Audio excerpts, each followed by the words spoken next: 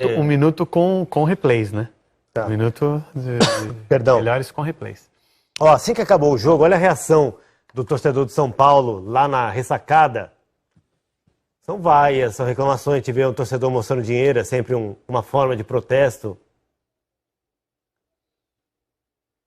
Então, alguns torcedores que foram de São Paulo para lá e torcedores do São Paulo que moram na cidade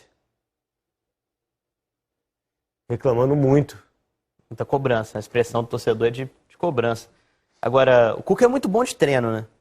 O Cuca é um cara que costuma, quando tem um tempo para treinar, conseguir trabalhar bem.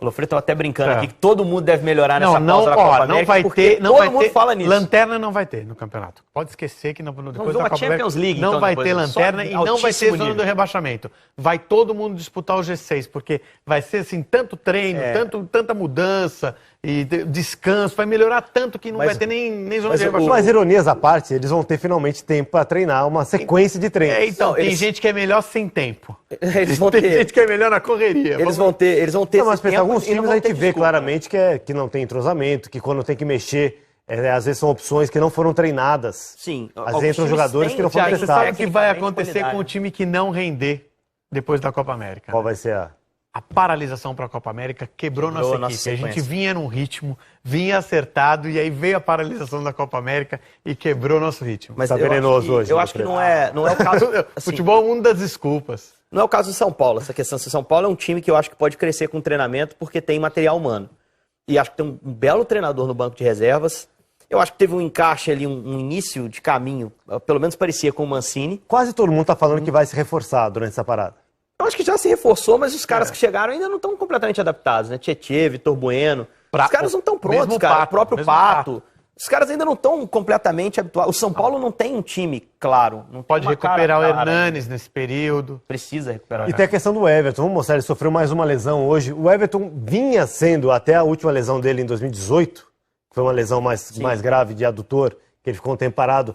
Era disparado o destaque do time do São Paulo. Quando ele chegou, o Everton arrumou o time, né? Ele encaixe imediato. E hoje ele sofreu mais uma lesão. É atendido ainda dentro de campo. Bruno Alves já fez o gesto ali, não dá, tchau. E a decepção. Alguma coisa na preparação dele. Às vezes não, às vezes são lances isolados. Você tá vendo, não tem nada que o jogador empurrar, ele tá machucado. Hoje foi o adutor da perna direita, na coxa direita. Você vê como ele está sentindo dor ali no banco de reservas e também chateado, porque sabe que é uma recuperação um pouco mais lenta. Olhando o banco de São Paulo, a gente vê a questão do material humano, né? O Jusilei sentado do lado do Nenê. É aquela, os caras são bons jogadores, mas se não estão nos planos, que se encaminhem. E acho que essa pausa vai servir para isso também, para essa reformulação. Eu acho que o São Paulo pode buscar reforço, o Thiago estava até tocando nesse ponto, mas só vai buscar se abrir espaço na folha. Porque já foi no mercado e já contratou. O dinheiro não é infinito. Não. Então eu acho que essa pausa também vai servir para isso, né? Para reformular o que tiver que reformular, dar o tempo para o Cuca trabalhar, para o Cuca indicar as peças. Ele é muito bom de mercado. Se for pegar os trabalhos do Cuca, ele tem um olho muito bom para o mercado. De repente ele acha uma outra solução ali barata, o cara entra, encaixa bem no time e o time pode melhorar. Eu acho que muita gente está usando como muleta essa pausa.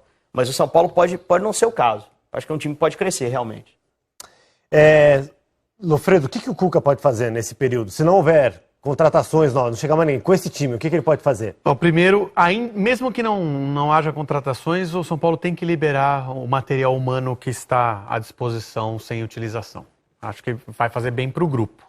Jogadores que estão no elenco, mas não são aproveitados. Ali, não são aproveitados, podem criar até, alguns jogadores experientes que gostariam de jogar, podem criar até algum tumulto. Tá falando do Nenê, não?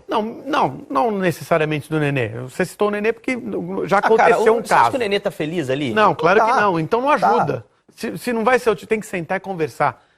De homem para homem, né? Olha, eu não tenho interesse em te utilizar, ou eu tenho outras pessoas na sua frente, você não quer aproveitar É bom que isso seja feito de forma clara, até para dar tempo ao jogador falar, tá bom, vou ver se tem algum outro time que me Quando é feito de forma clara, não tem nenhum problema. Eu acho que isso ajudaria o trabalho, o desenvolvimento do trabalho do Cuca. Eu concordo com o Henrique. Além do olho para achar jogadores no mercado, mas mesmo que o São Paulo não consiga isso, o Cuca, geralmente, ele tem boas ideias táticas, e essas boas ideias táticas, elas só podem ser aplicadas se elas forem treinadas. Sem tempo para treinar, ele não consegue dar resultado. E ele pegou o time na correria. Pegar o time no meio do Campeonato Paulista, com uma troca de trabalho, foi um negócio assim. Acho que ele não esperava também que o time fosse chegar à final do estadual.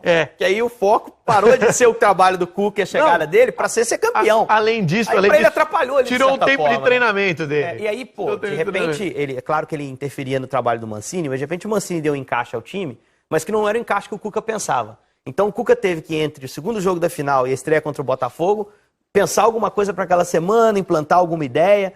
Eu acho que agora ele vai ter tempo para fazer algo que ele, ao longo da carreira, fez bem, que é montar time e tentar dar um padrão tático à equipe.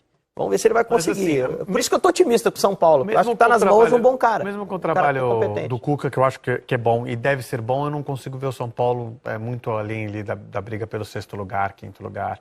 Aí já ainda acho bastante. Depois do intervalo, a gente vai acompanhar a entrevista coletiva do Cuca ao vivo. Esperamos que comece logo depois do intervalo. E também mostrar como é que foi a vitória do Grêmio no finalzinho, 44 do segundo tempo.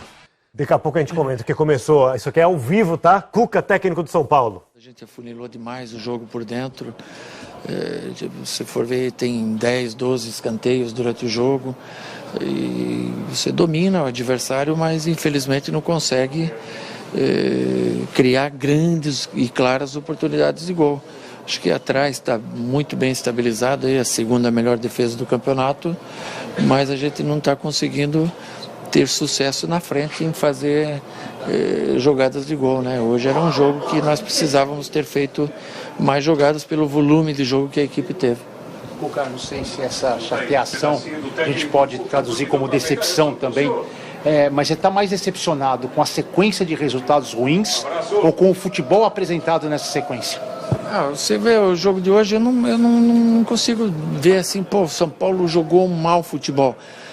Teve todas as movimentações que se pode, a gente usou praticamente o elenco todo, as peças que a gente tem à disposição para jogar o time mais à frente. Nós somos uma equipe que joga com um volante e um segundo volante que chega bem à frente, com meia, com 3 atacantes. Fazemos as movimentações, só que não está vindo o resultado, né? E fica muito mais sentido do resultado não estar vindo propriamente do que um mau futebol. Até nessas 5, 6 jogos sem vitórias que a gente vem seguindo, é difícil se apontar um jogo que a gente tenha sido extremamente pior que o adversário. Acho que em nenhum. Bahia foram jogos iguais, ainda que a gente tenha sido eliminado. O Cruzeiro foi jogo igual. O próprio Corinthians lá na Itaquera também, a gente saiu atrás, depois remou até o fim, foi um jogo equilibrado. O que mais lastima a gente é que você vai perdendo a confiança por não vir os resultados, né? E isso aí, às vezes, é por isso que ele não está finalizando tanto, porque não está com a autoconfiança em dia. E a gente tem que ter persistência e perseverança aí para poder sair desse momento ruim. Cuca, ainda tem mais um jogo antes da parada para a Copa América. Você vai até Belo Horizonte, que você conhece muito bem o Horto, lá o estádio Independência. Você, como a maioria dos técnicos, também está muito ansioso para que chegue logo essa parada para você poder trabalhar, pelo menos durante 2 semanas com o time?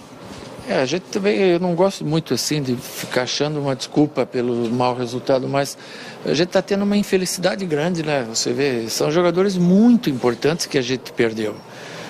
Começar lá pelo Arboleda, aí passar pelo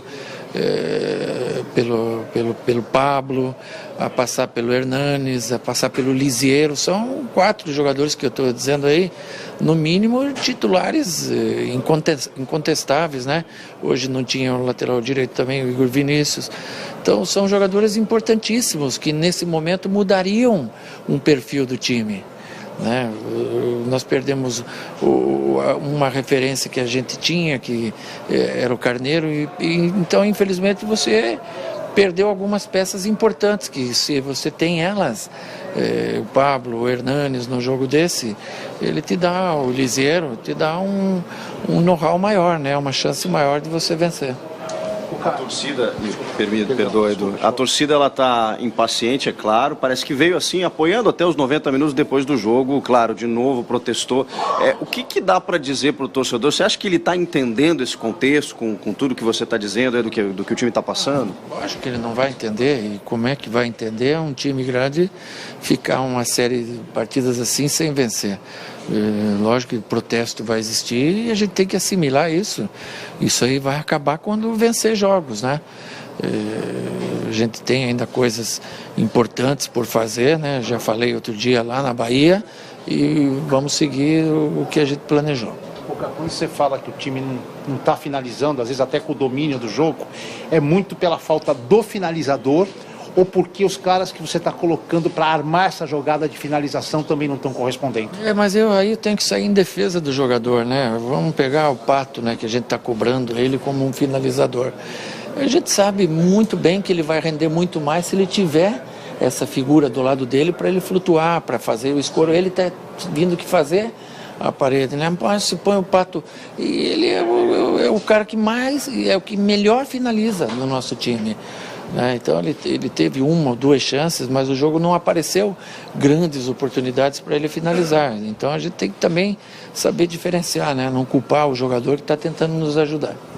Cuca, o quanto pressiona o grupo, o que os jogadores acabaram ouvindo no final do jogo, é bem verdade que o protesto maior é contra a direção. Pelo menos nenhum jogador foi nominalmente citado. O Thiago Volpi foi muito aplaudido, ele é uma exceção. Mas o quanto isso atrapalha no dia a dia essa pressão que só aumenta da torcida? Sim, eles já aqueceram pressionados, né? Eles já foram cobrados antes do jogo. Lógico que você está com o emocional em dia é importantíssimo para jogar, mas não é desculpa. A gente não deixou de ganhar o jogo por causa do torcedor. Pelo contrário, os caras vieram aí, viajaram de São Paulo, muitos, e encheram a nossa parte no estádio e nós não fomos capazes de dar a eles a vitória, né? Lógico que isso não é normal, deixa todos muito tristes, né? Com certeza a diretoria também está triste hoje, enfim. Então, um pouco do Cuca, bastante chateado, abalado por esse 0-0, pressão do torcedor. Já mostramos como foi, sem graça, sem inspiração, esse empate, sem gols do São Paulo com o Avaí lá na ressacada. Vamos retomar, só porque a gente mostrou duas entrevistas interessantes. Rogério Ceni.